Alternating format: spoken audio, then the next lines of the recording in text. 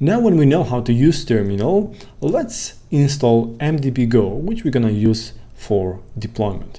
In order to do it, we're gonna use npm, which we have installed in one of the previous videos. Just to make sure that our npm is working correctly, let's type npm -v and check if we can see the version. If you can't see the version here or you see some error, make sure to install Node.js properly.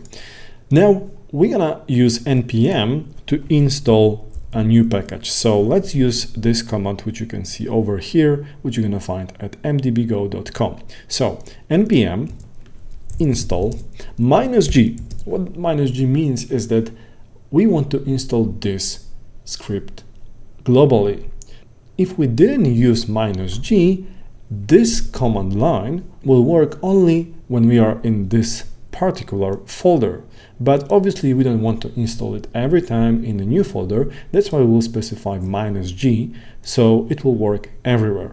So now let's just give the MDB CLI, which is a package name, and hit enter.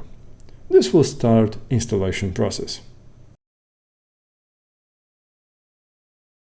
Once it's done, let's verify whether MDB was installed correctly. So let's type MDB -v, and this will show us the newest version of MDB CLI.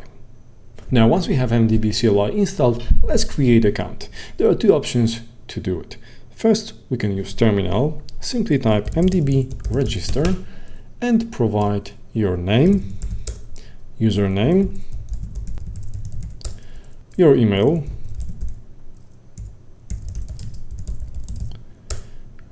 and password twice.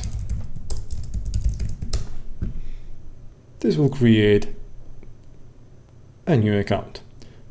You can also create an account at our website. Simply click sign up or sign in, click register, and provide same values.